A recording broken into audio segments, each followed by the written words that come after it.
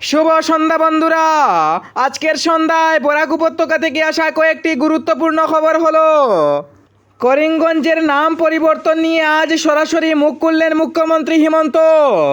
আজ পাতারকান্দি সফরে মুখ্যমন্ত্রী ডক্টর হিমন্ত বিশ্ব শর্মাকে সাংবাদিকরা প্রশ্ন করেন, করিমগঞ্জের নাম বহাল রাখবেন কি।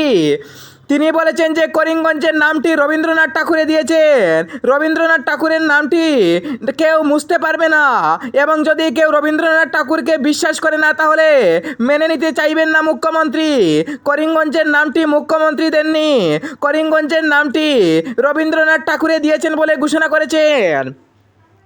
কিন্তু কিছুদিন আগে ছাত্র শাখা বিভিন্ন আন্দোলন এবং ধর্নায় নামে, এবং সেই ধর্নার ভিত্তিতে জানা গিয়েছে যে করিমগঞ্জের নাম শ্রীভূমি রাখা হয়েছে, এবং শ্রীভূমি শব্দটি রবীন্দ্রনাথ ঠাকুরের লাইনের বিকৃতি করে, অর্থাৎ বিকৃত করে এই লাইনটি ঘোষণা করা হয়েছে, তা মুখ্যমন্ত্রী নাম বলে ঘোষণা করেছেন।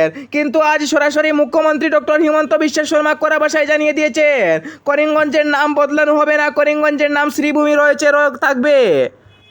আজ মুখ্যমন্ত্রী ডক্টর হিমন্ত বিশ্ব শর্মা তিনি পাতারকান্দি সফরে আসেন, এবং পাতারকান্দি সফরে একাধিক প্রকল্প উদ্বোধন করেছেন।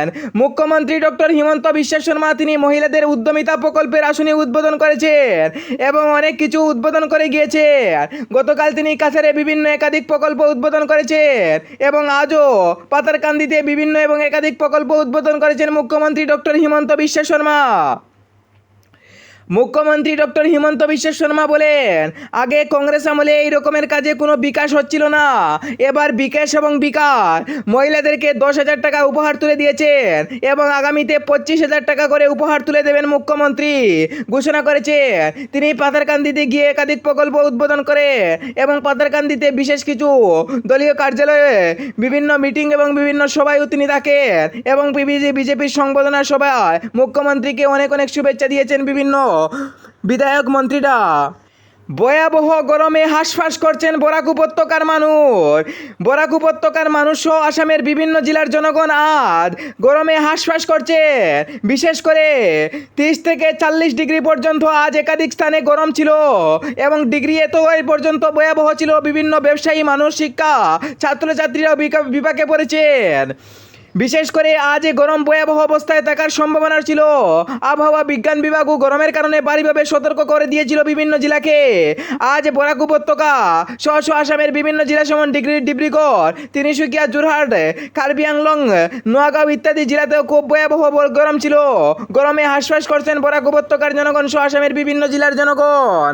তা নিয়ে বিভিন্ন প্রশাসন আধিকারিকরা একাধিকবার প্রকল্প চালাচ্ছে বিভিন্ন সুবিধা দেওয়ার জন্য জনগণকে।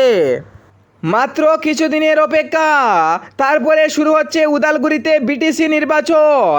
বিটিসি নির্বাচনের প্রস্তুতি তুঙ্গে। বিশেষ করে গৌরব গগৈ এবং মুখ্যমন্ত্রী হিমন্তের মধ্যে টান টান লড়াই চলছে, বিভিন্ন রণক্ষেত্রে পরিণত হচ্ছে। একদিকে গৌরব গগৈ, অন্যদিকে মুখ্যমন্ত্রী হিমন্ত। মুখ্যমন্ত্রী ডক্টর হিমন্ত বিশ্ব শর্মা ইতিমধ্যে জানিয়ে দিয়েছেন যে বিটিসি নির্বাচন পরে কংগ্রেস সারা আসামে সাফ হয়ে যাবে, কিন্তু কংগ্রেস এখনো পর্যন্ত ভারীভাবে রয়েছে। বিটিসি নির্বাচনে কংগ্রেসও জোরদারভাবে প্রয়াস চালাচ্ছে। বেশ কয়েকটি স্থানে কংগ্রেসের প্রয়াস অব্যাহত রয়েছে। কংগ্রেস বারবার বিভিন্ন বিটিসি প্রচারে উদ্বোধন করেছে, এবং একাধিক প্রকল্প ঘোষণা করেছে বিটিসি। বিশেষ করে বিভিন্ন স্থানে স্থানে গিয়ে বিটিসি নির্বাচনের জন্য খতিয়ে দেখছেন মুখ্যমন্ত্রী, এবং বিজেপিরও পাগড়া বাড়ি রয়েছে। ইউপিপিএল, এপিপিএল ইত্যাদি বিটিসি নির্বাচনের জন্য রণডঙ্কা বাজিয়ে দিয়েছে, এবং বেশ কয়েকটি স্থানে নির্বাচনী প্রচার জমে উঠছে।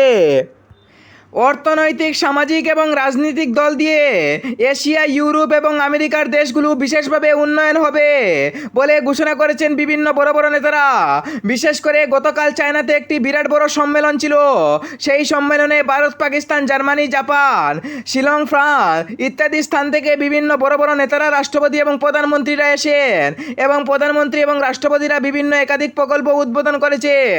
বিশেষ করে শীতল যুদ্ধের পর বিশ্বের অন্যান্য দেশগুলো বিরাট উন্নয়ন হয়েছে।